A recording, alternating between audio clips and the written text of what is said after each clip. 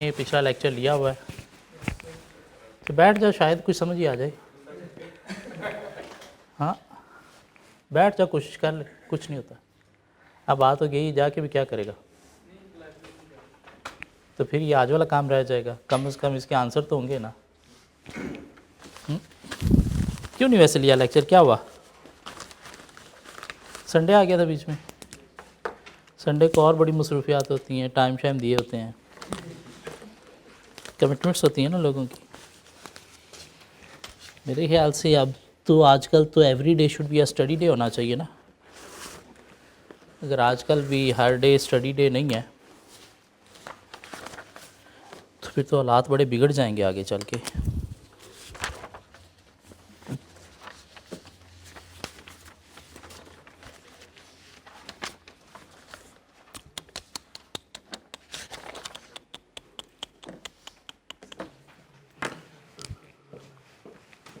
Lecture number 86 है ना आज हमारा।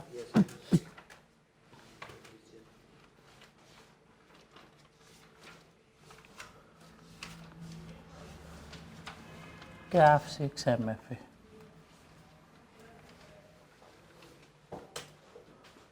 Financial risk management.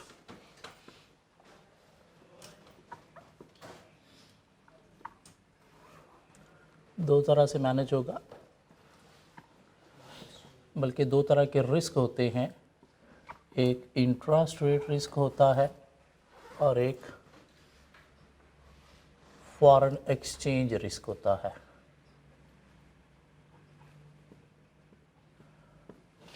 Interest rate fluctuate होने से जो बिज़नेस को रिस्क फेस करना पड़ रहा है वो क्या है? इंटरेस्ट रेट रिस्क क्या है? फाइनेंशियल रिस्क है। और फॉरेन एक्सचेंज रेट चेंज होने से जो बिज़नेस को रिस्क फेस करना पड़ता है वो क्या है? फॉरेन एक्सचेंज रिस्क है। और ये भी क्या है? फाइनेंशियल रिस्क है। ठीक हो गया? इन दोनों को मैनेज कैसे करना है ये हम पढ़ रहे हैं। क्यों पढ़ रहे हैं?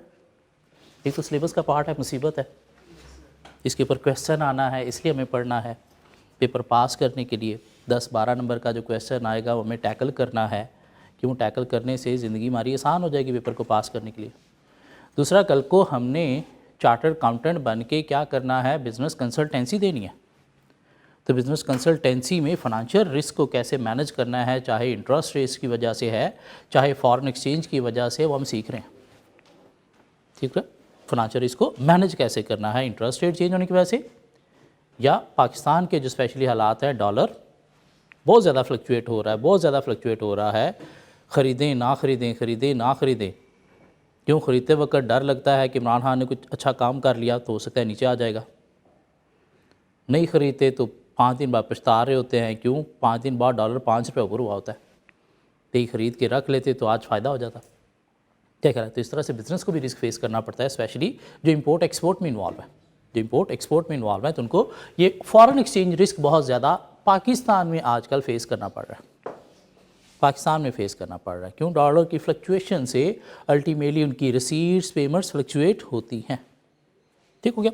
कैसे मैनेज करना है फॉरेन एक्सचेंज रिस्क को? एक हमारे पास लीड पेमेंट था, बड़ा ही सिंपल मेथड। क्या करो? एट स्पॉट कैलकुलेट करो कितना आपको पैसा देना है 2-3 माह बाद, 4 माह बाद। क्या ख्याल है? पाकिस्तान में बैठे हमने डॉलर देने 2-3-4 माह बाद, तो क्या करो? उसको कन्वर्ट कर लो रुपये में।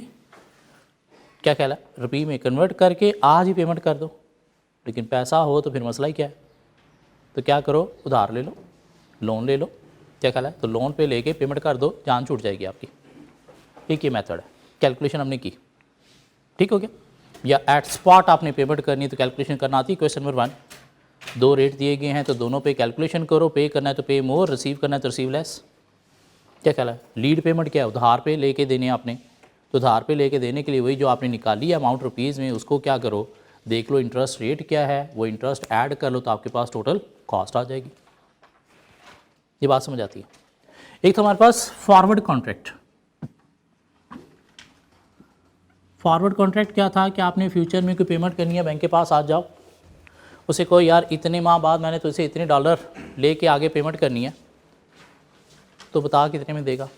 बैंक स्पॉट रेट से ज़्यादा का आपको एक रेट देगा। उस पर एक कॉन्ट्रैक्ट बाइंड हो गया बैंक के साथ आपका। आपको बैंक को उसके अकॉर्डिंगली चलना है, जिसमें कितनी फॉरेन करेंसी आपने फ्यूचर में बाय करनी है वो फिक्स होगी। क्या ख्याल है? उसका रेट फिक्स हो गया, उसका टेन्योर फिक्स हो गया, उस टाइम पीरियड पे आपको बैंक से उतनी करेंसी उसी रेट पे बाय करना ही करना है, चाहे उस वक्त मार्केट में रेट जो है वो कम हो चाहे ज़्यादा हो, आपको उतनी करेंसी बाय करना ही करना। हाँ, ज़्यादा हुआ रेट मार्केट में तो आपका फ़ायदा हो गया। क्या ख्याल है? अगर कॉन्ट्रैक्ट फॉरवर्ड वाले जो रेट है उससे कम हुआ रेट मार्केट में तो आपका नुकसान हो गया। लेकिन पाकिस्तान में चूँकि डॉलर ऊपर ऊपर ऊपर जा रहा है तो आप इस पे जा सकते हो।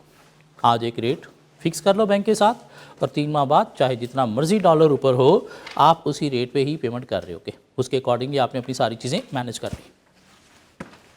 एक और हमारे पास मेथड था फॉरेन एक्सचेंज रिस्क को मैनेज करने का, और वो क्या था? Money market hedge. Money market hedge.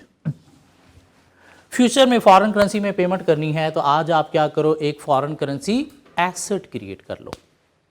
Foreign currency asset create कर लो, मीन फॉरेन करेंसी अकाउंट में इतना पैसा आज डिपॉजिट कर दो कि वो 3 माह बाद अगर आपने पेमेंट करनी है तो इंटरेस्ट के साथ उतना बन जाए जितनी आपने पेमेंट करनी है।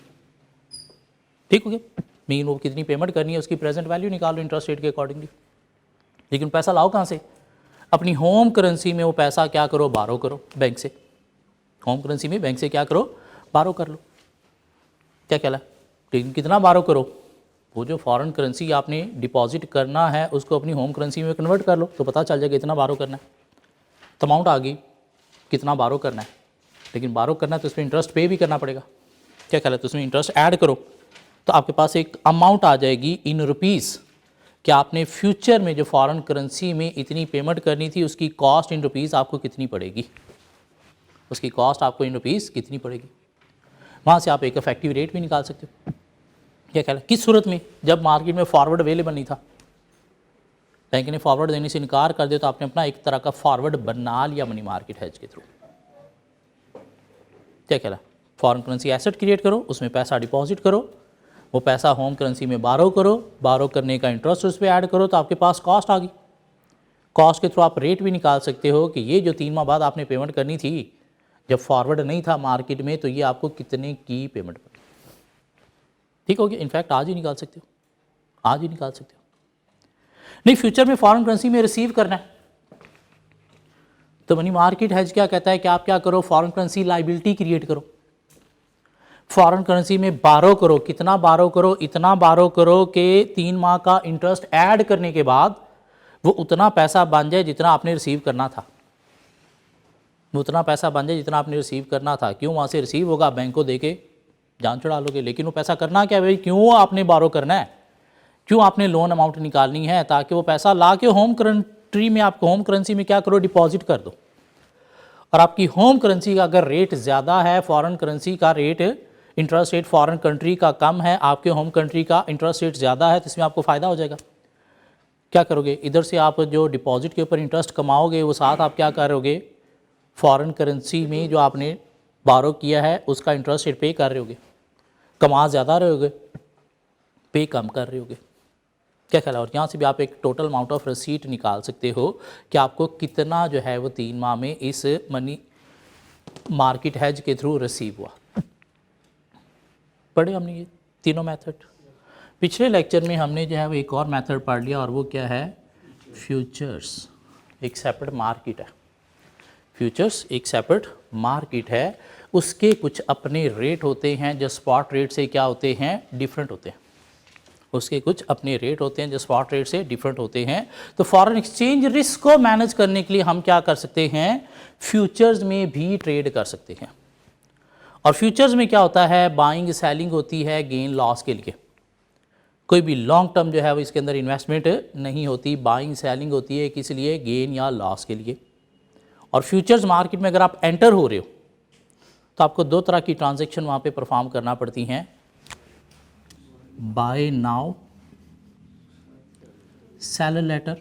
मीन एक काम नहीं करोगे, दोनों काम आपको करना पड़ेंगे। क्यों? ट्रेड करने आप जा रहे हो, गेन लॉस लेने जा रहे हो, तो गेन लॉस, बाइंग सेलिंग दोनों काम करने से होंगे। या फिर क्या करना पड़ेगा, सेल नाउ, बाय लेटर। हाँ, अगर आपको पेमेंट करनी थी, क्या करनी थी, पेमेंट करनी थी, तो फिर आप कौन सी ट्रांजेक्शन करोगे, बाय नाउ सेल लेटर या sell now buy later? Buy now sell later की सूरत में, पेमेंट की सूरत में। आज फॉरेन करेंसी क्या करो, बाय करो, उसके बाद क्या करो, सेल कर दो फ्यूचर के रेट के अकॉर्डिंगली, और उसको कंपेयर कर लो किसके साथ, अगर स्पॉट रेट के अकॉर्डिंगली आप काम करते तो। अगर आपको फ्यूचर में कोई रिसीट लेनी थी, in case of export receipt लेनी थी, in case of import payment करनी थी, तो रिसीट की सूरत में आज आपको क्या करना पड़ेगा, सेल करना पड़ेगा, और फिर बाद में क्या करना पड़ेगा, बाय करना पड़ेगा। अब इसके थ्रू हम कैसे कैलकुलेशन करेंगे, सबसे पहले हम अपनी एक टाइम लाइन बनाया करेंगे कि हेज डेट क्या है, ट्रांजेक्शन डेट क्या है। उसके बाद स्टेप नंबर 1 है हमारा, हमें क्या करना है, हेज स्ट्रैटेजी आइडेंटिफाई करनी है, either buy now sell later है या फिर सेल नाउ बाय लेटर है। नंबर 2 हमने क्या करना है, चॉइस ऑफ कॉन्ट्रैक्ट हमने देखना है कि हमारे पास डिफरेंट फ्यूचर्स की प्राइसेस आ रही होंगी, तो हमने देखना है कि हमने कौन सी चूज़ करनी है, और हमने नंबर ऑफ कॉन्ट्रैक्ट्स में नंबर ऑफ लॉट्स भी कैलकुलेट करनी है, क्यों फ्यूचर में जो है वो लॉट्स की फॉर्म में जब बाइंग सेलिंग होगी, करेंसी अगर आपने बाय सेल करनी है तो 1000 की लॉट्स में, 300 की लॉट्स में, इस तरह से लॉट्स फॉर्म में आपको जब बाय सेल करना पड़ेगी, तो आपको लॉट भी देखना पड़ेगी, और लॉट ऑलवेज आपको होल नंबर में लेना है। 19.1 है तो 19 लॉट्स बन जाएंगी, 19.7 है तो 20 लॉट्स बन जाएंगी। ठीक हो गया, पहला स्टेप हेज स्ट्रैटेजी। दूसरा step choice of lot, number of lots, क्या ख्याल है, choice of contract, number of contract. तीसरा आपको gain loss on future calculate करना है, बाय फ्यूचर के रेट पे आप करेंगे तो कितनी अमाउंट होगी, सेल करेंगे तो कितनी अमाउंट होगी, वहाँ से आपके पास गेन लॉस आ जाएगा। क्या ख्याल है, सेल नाउ बाय लेटर पे चलना है तो सेल किस अमाउंट पे आप करोगे, बाय किस अमाउंट पे आप करोगे, तो गेन लॉस आ जाएगा। क्या ख्याल है, और ये गेन लॉस ही फ्यूचर की मार्केट में आप लेते हो या देते हो, और कोई आप इन्वेस्टमेंट नहीं करते। क्या ख्याल है, बाय करने गए हो तो फ्यूचर मार्केट में आप बाय करने के लिए पैसा नहीं लेके गए, सेल करने गए तो जितने का सेल होगा वो सारा पैसा आपने नहीं लेना, आपको क्या मिलना है, अगर कोई गेन हुआ है तो वो मिलना है, या कोई लॉस हुआ है तो आपने पल्ले से देना है। ठीक हो गया, उसके बाद आप क्या करोगे, स्पॉट मार्केट पे अगर आप फ्यूचर में ना जाते तो फिर कितना गेन या लॉस होना था।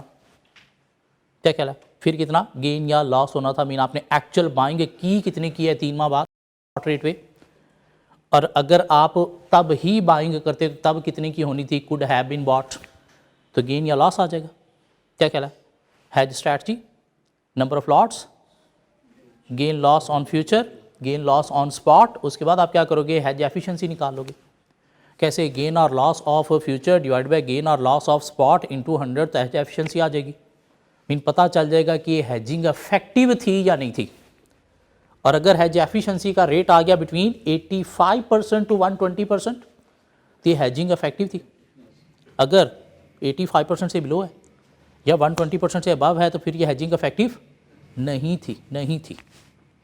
और फिर हम क्या कर सकते हैं, एक इफेक्टिव रेट भी निकाल सकते हैं, एक्चुअल प्रोसीड जो आपको सेल के थ्रू हुई है, और उसके साथ गेन और लॉस जो फ्यूचर वाला आप लेके आए हो या दे के आए हो।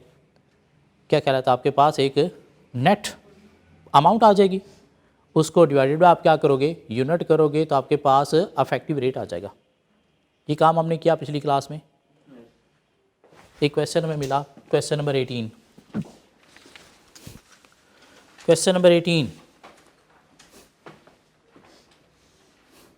क्वेश्चन नंबर 18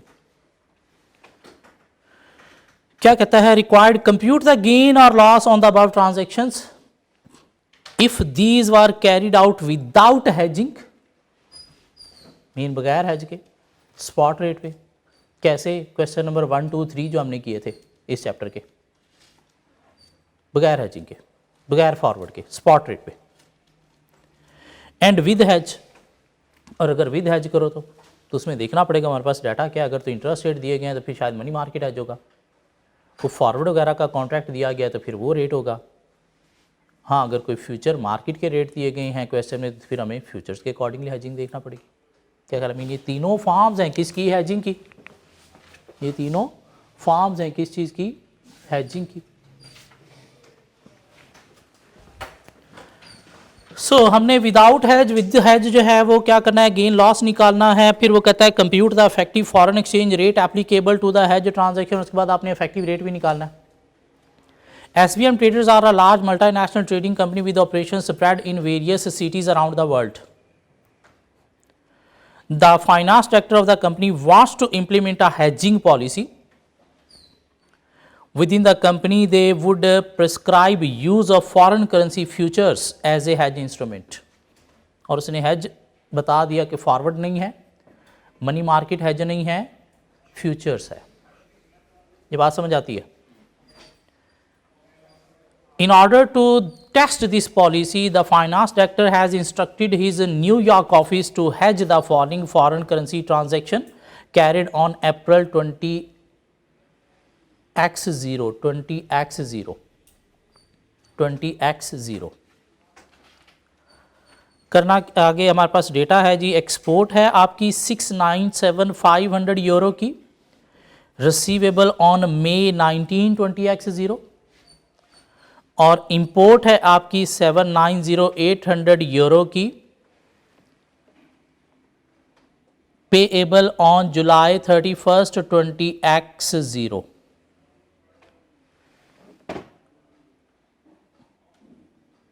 एक यूरो है आपके पास करेंसी और एक शायद पाउंड है, एक यूरो है यस, एक पाउंड है। सो दो करेंसीज आपके पास अवेलेबल हैं। आपकी एक एक्सपोर्ट है 19 मई को, 19 मई को आपकी एक एक्सपोर्ट है 697,500 यूरो की। क्या ख्याल है? एक्सपोर्ट है, रसीट है, पेमेंट है, एक्सपोर्ट है, रसीट है या पेमेंट है? रसीट है। ये कैसे पता चला सर रसीट है? क्योंकि एक्सपोर्ट है, पैसे लेने हैं। क्या ख्याल है? और इंपोर्ट है तो पेमेंट है पाउंड में 790,800 की 31 जुलाई को। After the year end on 30 September 20x0, the finance director wants to evaluate the impact of the decision. Spot rate on the relevant dates for as under. As on April 16, dollar to euro rate है आपके पास, dollar to euro rate है आपके पास dollar 1.3924 पर euro, पर euro. ये बीच में स्लैश है जो थोड़ी सी फोटोकॉपियर की प्रिंटिंग में मिसिंग हो गई है, 4 के बाद स्लैश यूरो है, टू 1.3927 पर यूरो। और इस डेट पे जो पाउंड का रेट था, डॉलर टू पाउंड ये था। आप मुझे बता सकते हैं करेंसी 1 कौन सी है और नंबर में कौन सी है? 1 यूरो है और डॉलर ज़्यादा हैं। इस तरह से आगे अगर पाउंड का रेट भी दिया गया है तो 1 पाउंड है और डॉलर ज़्यादा हैं। ये बात समझ आ रही है? उसके बाद as on May 19 euro to dollar rate ये है, as on 31 July dollar to pound rate ये है। नीचे अभी हमने फ्यूचर का रेट नहीं पढ़ा। विदाउट हैज की अगर हम बात करें तो हमें शायद यही स्पॉट रेट यूज़ करने हैं। विदाउट हैज की बात करें शायद हमें यही स्पॉट रेट यूज़ करने हैं। प्लीज़ मुझे यहाँ पे कैलकुलेट करके दे देंगे आप, कितनी अमाउंट आपको जो है वो पे करनी है या रिसीव करनी है एक्सपोर्ट और इंपोर्ट के अगेंस्ट। क्वेश्चन नंबर 1 इस चैप्टर का, क्वेश्चन नंबर 1 इस चैप्टर का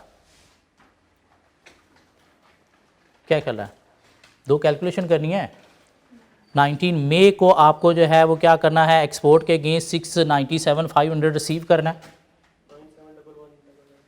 कैलकुलेट करें प्लीज़, कैलकुलेट करें प्लीज़। गलत है आपका आंसर, कैलकुलेट करें प्लीज़।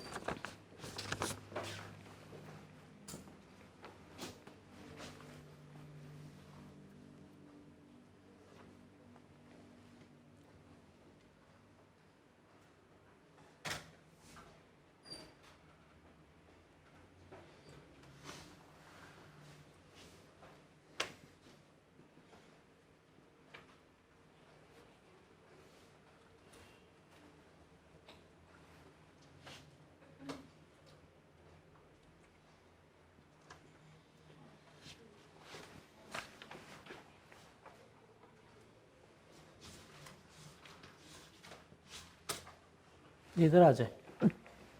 पहले हमारे पास एक पेमेंट है 790-800 पाउंड की, 790-800 पाउंड की 31 जुलाई को।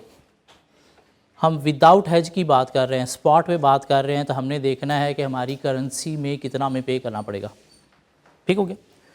सो डॉलर इसमें हमारे पास रेट दिया गया है। अब रेट आप देखिएगा, आपके पास कोई 3 डिफरेंट ब्रैकेट्स के दिए गए। आपने कब पेमेंट करनी है सर? 31 जुलाई को। तो क्या 16 अप्रैल 19 मई वाले रेट आपके लिए एप्लीकेबल हैं? नो। 31 जुलाई वाले आप रेट में सीधा कूदोगे और वहाँ पे आपको शायद 2 रेट दिए गए हैं और दोनों डॉलर टू पाउंड दिए गए हैं। और इसमें अगर आप देखिएगा तो डॉलर कितना है 1.9335, 1.9335 और पाउंड क्या है 1 है। क्या ख्याल है? पाउंड 1 है। तो दूसरा रेट क्या है 1.9339। अब आपने क्या निकालने हैं सर? डॉलर निकालने हैं। तो डॉलर निकालने हैं, पाउंड आपके पास हैं 790-800। डॉलर निकालने हैं, पाउंड आपके पास हैं 790-800। सो क्रॉस मल्टीप्लिकेशन क्या कहती है सर? क्रॉस मल्टीप्लिकेशन क्या कहती है? x into 790-800 into 1.9335। मल्टीप्लिकेशन का रूल आ गया। क्या ख्याल है? अमाउंट बताइएगा मुझे ज़रा। 1529012। इधर ज़रा मुझे बताइएगा। x is equal to 790-800 into 1.9339। कितने डॉलर आगे मिस? 1529328। पेमेंट है, रिसीट है? पे मोर, पे मोर। व्हाट इज पे मोर? व्हाट इज पे मोर? पे मोर क्या कह रहा है sir? Dollar 1529328, 1529328 without hedge, without hedge. क्या ख्याल है? अब दूसरे में चले गए। दूसरा केस क्या है हमारे पास सर? रिसीट है। क्या ख्याल है? रिसीट है हमारे पास।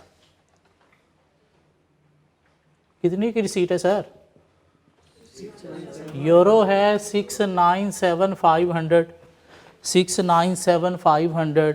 दो कैलकुलेशन कर लीजिए। यहाँ पे यूरो है हमारे पास, यहाँ पे डॉलर है। होम करेंसी हमारी डॉलर है, प्लीज़ ये नहीं भूलना।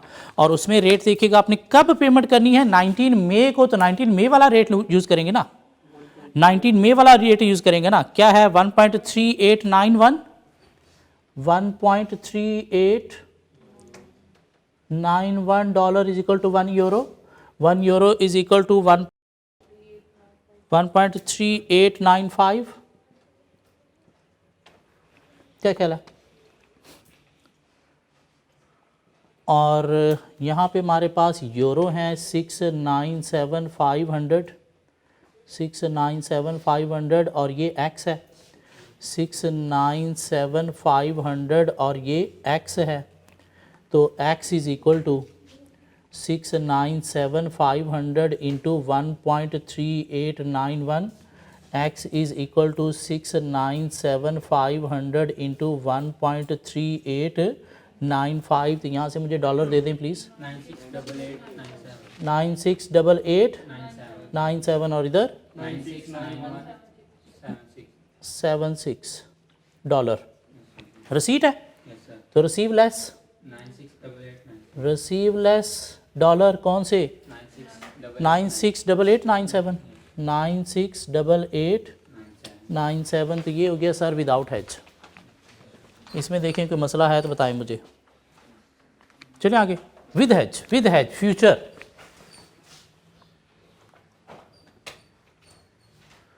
With hedge future. हेज है भी कौन सा? फ्यूचर्स। सो दो कैलकुलेशन हमें करना पड़ेंगी, सेपरेट सेपरेट। रिसीट की सेपरेट करना पड़ेगी, पेमेंट की सेपरेट करना पड़ेगी। क्या ख्याल है? तो पहले हमारे पास हम चले जा रहे हैं किसकी तरफ? पेमेंट की तरफ। कि हमें पेमेंट करनी है सर। कितनी पेमेंट करनी है?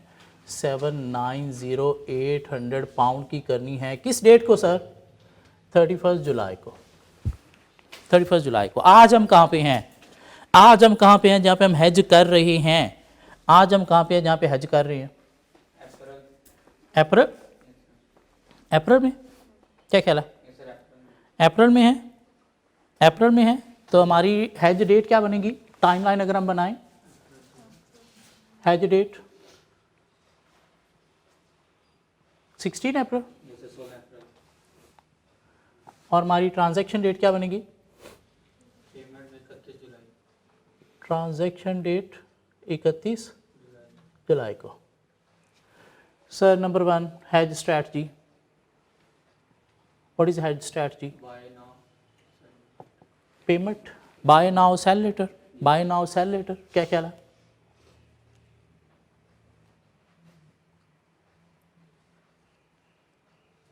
किसी को इस चीज़ पे एतराज़ हो? Number 2 choice of contract, choice of contract and number of contracts mean lots. अब आगे हम हेजिंग के डाटा में अगर देखिएगा, future rates on the relevant dates पर एज अंडर, फ्यूचर आपके पास दिए गए हैं जी, यूरो रेट्स दिए गए हैं, स्टर्लिंग रेट्स दिए गए हैं।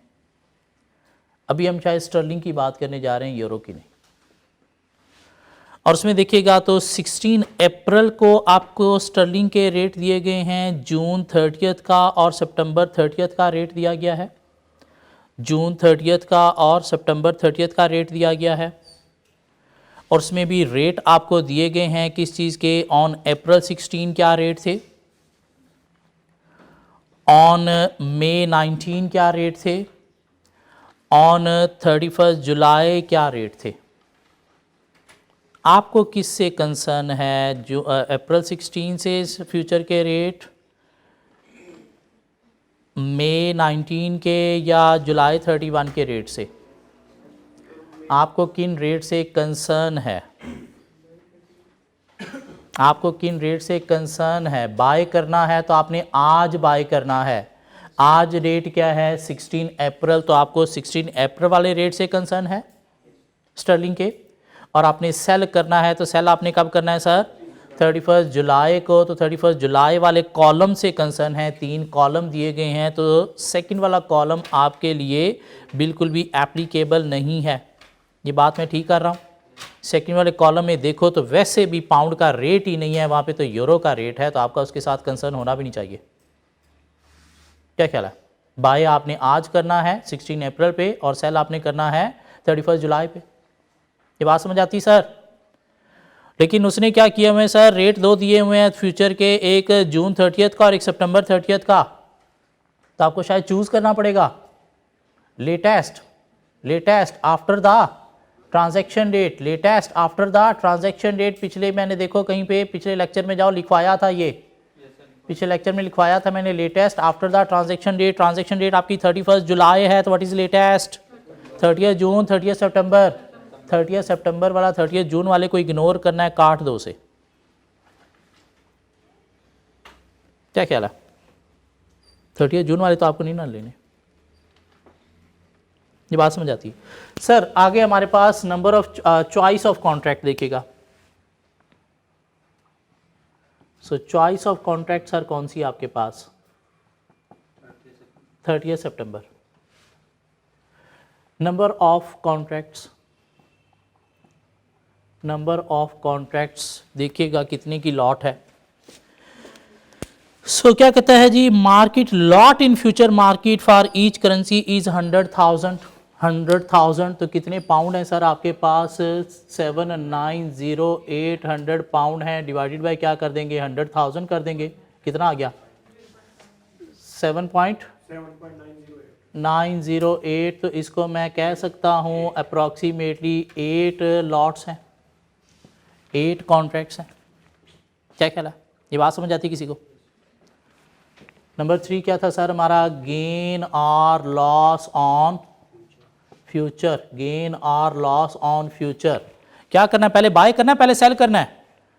पहले बाय करना है सर, पहले बाय करना है आपको। सो बाय करना है, बाय करना है आपको 16 अप्रैल पे।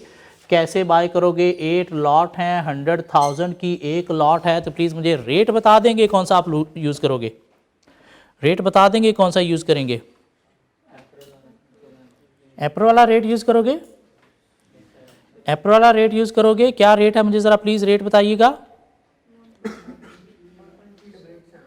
आपने क्या करना है, पे करना है, रिसीव करना है। पे करना है तो आप क्या करोगे, बड़ी अमाउंट से मल्टीप्लाई करोगे, मल्टीप्लिकेशन का केस है, पे मोर मल्टीप्लाई करना है तो हाई रेट से, डिवाइड करना है तो लो रेट से, और यहाँ पे मल्टीप्लिकेशन का रूल है। रिसीव लेस में मल्टीप्लाई करना है तो लो रेट से, डिवाइड करना है तो हाई रेट पे। कहीं पे मैंने आपको एक वो चार्ट बना के दिया था शायद, ऐसी बात है। और ये मल्टीप्लिकेशन का रेट है, मल्टीप्लिकेशन का रेट है, पे मोर करना है आपने, पे मोर करना है तो हाई रेट यूज करोगे। कौन सा वाला, 1.9355, 1.9355 सितंबर वाला, जून वाला रेट हमने काट दिया था। किस डेट पे आप बाय कर रहे हो, 16 अप्रैल पे बाय कर रहे हो, 16 अप्रैल पे। तो फ्यूचर का 16 अप्रैल वाले कॉलम में जाओगे, आप रेट देखोगे क्या बना, पे मोर। ये समझ नहीं आई कौन सा रेट क्यों लिया है, या कोई लॉजिक क्लियर हो रहा है। सो रेट बताएंगे क्या, 1.9355। तो मुझे अमाउंट भी बता दें प्लीज। 1.484 ना यार अमाउंट बतानी। 15400 सेल करोगे सर, सेल करोगे कब, 31 जुलाई को सेल करोगे। कब, 31 जुलाई को। तो 31 जुलाई वाले कॉलम में आ जाएं प्लीज, 31 जुलाई वाले कॉलम में आ जाएं प्लीज। क्या आप सेल करोगे, इतनी ही लॉट, 100,000 की एक लॉट है। मेनली रेट आप पिक करके मुझे बताओगे प्लीज, कौन सा रेट। सेल करते वक्त रिसीव करना है, पे करना है। सेल करते वक्त रिसीव करना है, पे करना है।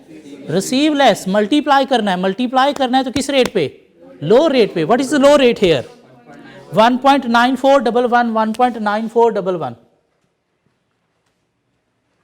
अमाउंट बताएं प्लीज। 155 2880। तो इतना आपने पे किया, इतना आपको रिसीव हुआ, तो गेन हुआ, लॉस हुआ कितना, 4480 का सर आपको गेन हो गया यहाँ से। अच्छी बात होगी, नेक शगुन, क्या ख्याल है, फ्यूचर में जाने का फ़ायदा हो गया। स्पॉट चेक करें, गेन और loss on spot, buy. Spot पे सर आपने बाय कितने का किया होगा, वही 790,000 euro pound into rate. Sir आपने क्या अप्लाई किया होगा, स्पॉट पे आपने क्या रेट अप्लाई किया होगा, मुझे ज़रा रेट बताएंगे। स्पॉट का रेट क्या आपने अप्लाई किया होगा, 1.9275। सर स्पॉट के रेट में आपने जाना है या फ्यूचर के रेट में जाना है, सर स्पॉट के रेट में जाना है आपने। स्पॉट के रेट में जाइएगा, ज़रा स्पॉट के रेट में जाइएगा। 31 जुलाई के रेट आपको दिए गए हैं, शायद 31 जुलाई के रेट आपको दिए गए हैं। तो आप बाय करोगे तो मल्टीप्लाई करोगे हाई रेट पे, लो रेट पे। हाई रेट क्या है, दो रेट है, 1.9335 एंड 1.9339। स्पॉट में फ्यूचर वाले रेट का कोई ताल्लुक नहीं है, तो फ्यूचर वाला डब्बा छोड़ के ऊपर वाला डब्बा स्पॉट वाला रेट वाला आपने देखना है।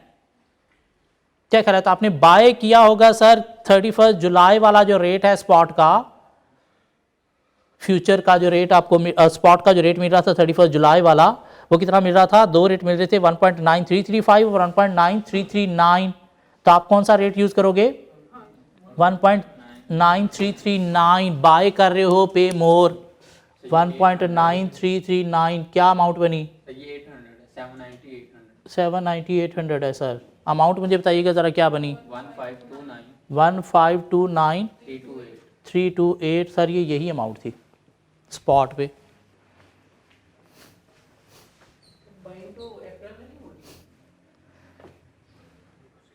स्पॉट रेट आप बाय करोगे 31 जुलाई को पेमेंट करने के लिए। अब हम बात करेंगे कुड हैव बॉट ऑन 16 अप्रैल। क्या ख्याल है, इन आपने बाय किया बगैर हैजिंग के गए, तो आपने क्या किया, 31 जुलाई को बाय करके इतनी पेमेंट की। क्या ख्याल है, 31 जुलाई के वाले रेट पे।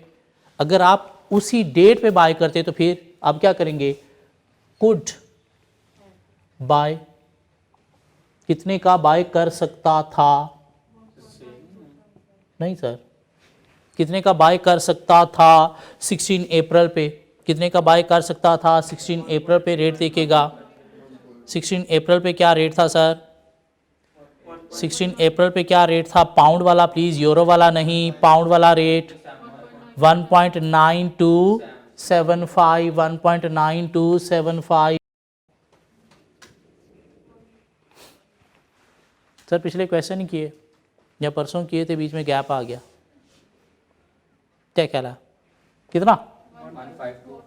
247।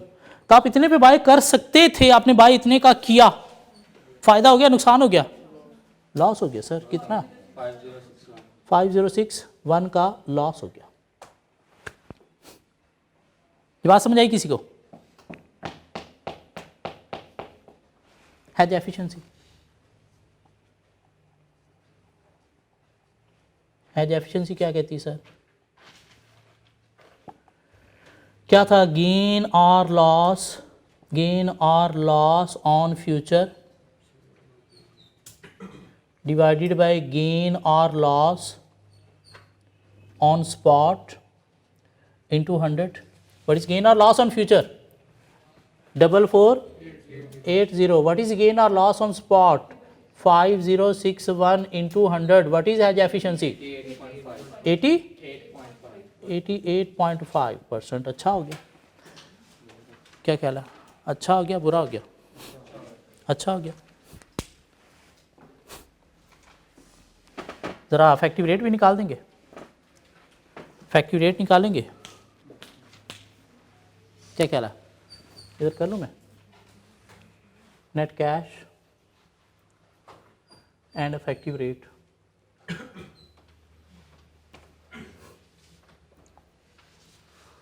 तो क्या किया सर आपने? कोई पेमेंट की है, रिसीव तो नहीं किया? क्या कहला? कैश प्रोसीड आपकी एक ये है, एक ये है। ये तो हवा में हुआ ना, इसमें आपने कोई कैश लिया दिया तो नहीं ना, इसमें कोई कैश लिया दिया तो नहीं ना। इसके थ्रू तो आपको सिर्फ ये कैश मिला या आपने पे किया लॉस की सूरत में। और दूसरा यहाँ पे ये आपने एक्चुअली किया, ये क्या थी? एक्चुअल जो आपने बाय किया। तो एक्चुअल आपने बाय करते वक्त इतने पैसे दिए, क्या कहला है? तो actual payment. So actual payment है सर आपके पास कितनी? 1529328 की। और साथ आपको कोई गेन या लॉस ऑन फ्यूचर भी हुआ है, और गेन या लॉस ऑन फ्यूचर आपको 4480 का गेन हुआ है। तो मुझे प्लीज़ नेट पेमेंट बता देंगे। 1524848। कितनी करेंसी थी? 790800। तो प्लीज़ मुझे इफेक्टिव रेट बता देंगे। इफेक्टिव रेट मिलेगा सर 1.9282। देखिएगा यही बात थी जो आपकी शायद रिक्वायरमेंट बी थी, शायद यस रिक्वायरमेंट बी थी। ये क्या आया? डॉलर पर पाउंड। क्या कह रहा है? पाउंड एक था। जी सर ये किसी को समझ आई हो? वही बातें हैं जो परसों की है मैंने, नई बात आज कुछ भी नहीं की, कोई नई बात नहीं की। सिर्फ क्वेश्चन थोड़ा सा बड़ा आ गया, उसके अंदर फिगर थोड़ी ज़्यादा आ गई, अदरवाइज वही बात है जो हमने उस दिन की है। सर करेंगे, इसलिए तो हम रिकॉर्ड निकाल रहे हैं। हम इसमें बेसिकली अकाउंटिंग में इसकी कॉस्ट या मेनली रिसीट या पेमेंट रिकॉर्ड करेंगे। हुआ ही नहीं है। हम बेसिकली अकाउंटिंग में क्या रिकॉर्ड करेंगे? अकाउंटिंग में हम रिकॉर्ड करेंगे कि हमने ये जो पेमेंट की है 790 की, कितने रेट पे की है? तो हमने इस रेट पे की है। अकाउंटिंग में हमारी नेट पेमेंट इसके अगेंस्ट कितनी हुई है? हमारी इतनी पेमेंट हुई है सर। ये अकाउंटिंग में रिकॉर्ड करेंगे आप, अकाउंटिंग में आप ये रिकॉर्ड करेंगे। क्या ख्याल है? वैसे अगर आप स्पॉट पे जाते तो कितनी आप पेमेंट कर रहे थे? सर आप इतनी पेमेंट कर रहे थे 1529328। हेजिंग के थ्रू आपकी पेमेंट कितनी हुई है सर? इतनी। फायदा हुआ नुकसान हुआ है? फायदा दिया सर हेजिंग ने आपको। क्या ख्याल है? तो क्या आप स्पॉट पे पेमेंट करोगे या हेजिंग के थ्रू पेमेंट करोगे? स्पॉट के थ्रू पेमेंट करोगे या हैजिंग के थ्रू करोगे? हैजिंग के थ्रू पेमेंट करोगे। स्पॉट पे अगर आपने 790 की पेमेंट करना होती तो उतनी करते। क्या ख्याल है? हैजिंग के थ्रू आपने कितनी पेमेंट की? नेट पेमेंट आपने इतनी की है। हाँ, वो उतनी पेमेंट। तो हैजिंग के थ्रू जो आपको फ़ायदा हुआ वो इतना फ़ायदा हुआ फ्यूचर में जाने से। क्या ख्याल है? ये बात समझ आई नहीं आई? इन फ्यूचर मार्केट में एंटर होने से, फ्यूचर मार्केट में एंटर होने से, स्पेकुलेशन करने से आपको इतना गेन या लॉस हुआ। हलाल है, हराम है, बात की बात है, सब कुछ हलाल है जब तक फ़ायदा है। नहीं, हराम है अगर फ़ायदा कम है, ये अपना फ़ायदा नहीं है। हाँ, जब अपना फ़ायदा हो तो फिर हलाल हराम नहीं होता। इस्लाम पता नहीं क्या होता है। इस्लाम सिर्फ बस भाग भाग के नमाज़ें पढ़ना है, भाग भाग के नमाज़ें पढ़ना बस इस्लाम है। हाँ, ये आपके अमाल भी इस्लाम है। अमाल पहले, अमाल पहले। उस नमाज का कोई फ़ायदा नहीं किधर आप झूठ बोल के भाग के नमाज़ पढ़ने चले गए हो, इधर किसी को दगा दे के भाग के नमाज़ पढ़ने चले गए और नमाज के अंदर भी सोच रहे हो कि दोबारा दगा कैसे देना है, इसको मैंने कैसे डील करना है। दिमाग के अंदर वही चल रहा था कि मैं नमाज़ पढ़ के अब जाके करना क्या मैंने। अमाल। खैर, हम तो बिज़नेस देख रहे हैं ना, कल को हम अच्छे चार्टर्ड अकाउंटेंट बनेंगे तो हमें सेठ पैसे देगा ना। क्या ख्याल है? तो फॉरेन एक्सचेंज रिस्क को कैसे मैनेज करना है वो हम सीख रहे हैं। सर इसमें ये जो एक रिसीट थी ये भी तो कैलकुलेट करनी है स्पॉट पे ऐसे। क्या ख्याल है? तो इसमें क्या करोगे? 15 अप्रैल और यहाँ पे क्या आ जाएगा 19 मई। उसमें क्या करोगे? Sell now buy later, sell now buy later, sell now buy later. क्या ख्याल है? Sell now buy later. उसके बाद उसमें choice of contract, choice of contract देखिएगा उसमें क्या होगी आपकी चॉइस ऑफ कॉन्ट्रैक्ट। 30 जून वाला, 30 जून वाला। क्या ख्याल है? 30 जून वाला फॉरवर्ड में आप जाओगे तो फॉरवर्ड में देखिएगा यूरो टू फ्यूचर आपको दो रेट मिल रहे हैं, जून 30 का और सितंबर 30 का। तो मई के लेटेस्ट कौन सा है? 30 जून वाला। तो उसमें सितंबर वाला कॉलम ही काट दें, ज़िंदगी आसान हो जाएगी। हाँ, सितंबर वाला कॉलम ही काट दें। नंबर ऑफ लॉट्स उसमें देखिएगा 100,000 के अकॉर्डिंगली चलेंगे तो कितना था? 697, 6.97 मीन्स 7 नंबर ऑफ लॉट्स बन जाएंगी उसमें। क्या ख्याल है? उसमें 7 नंबर ऑफ लॉट्स बन जाएंगी। इसकी जगह पे क्या आ जाएगा? 30 जून वाला। हाँ, उसमें आपने क्या करना है? पहले सेल करना है फिर बाय करना है, पहले सेल करना है फिर बाय करना है। 7 इंटू 100,000, 7 इंटू 100,000। रेट सेल पे कौन सा लोगे आप? सर सेल पे रेट कौन सा लोगे? रेट सिर्फ मुझे प्लीज बता दें, सेल पे रेट कौन सा लोगे? सेल पे रेट कौन सा लोगे? सेल करना है तो रिसीव लेस, सेल करना है तो रिसीव लेस। रिसीव लेस के लिए कौन सा रेट लोगे? Lower rate 1.3875, 1.3875। क्या कहला? सेल आपने कब करना है? 16 अप्रैल को। बाय आपको कब करना है? 19 मई को। तो वहाँ पे पे मोर करना है बाय करते वक्त। तो पे मोर में रेट प्लीज़ मुझे बता दें कि सिर्फ कौन सा लोगे?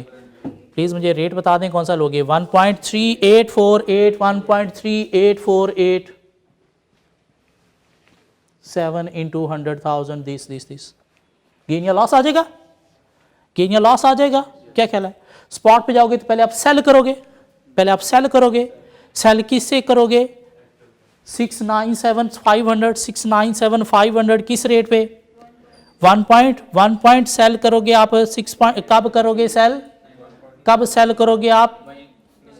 एक्चुअल सेलिंग कब करोगे? 19 मई को। तो 19 मई वाला रेट आपके पास सेल करते वक्त आप क्या करोगे? रिसीव लेस, रिसीव लेस 1.3891, 1.3891 लोगे आप यहां पे। और ये भी एक्चुअल बाइंग नहीं, एक्चुअल सेलिंग होगी। Could have sell, could have sell कहां पे? 16 अप्रैल पे। कुड हैव सेल 16 अप्रैल पे रेट क्या होगा? 1.3924, 1.3924। तो आपके पास गेन या लॉस आ जाएगा। हेज एफिशिएंसी भी आ जाएगी। उसकी हेज एफिशिएंसी का आंसर आपको दे दूं, 82.1% होगा। बाकी रेट आप निकाल लोगे। क्या ख्याल है? पार्ट सेकंड रिसीट वाला आप खुद से कर लोगे, पक्की बात है? भाग जाओ, नेक्स्ट लेक्चर में मिलते हैं। क्वेश्चन नंबर 17 के आंसर शेयर कर दूंगा।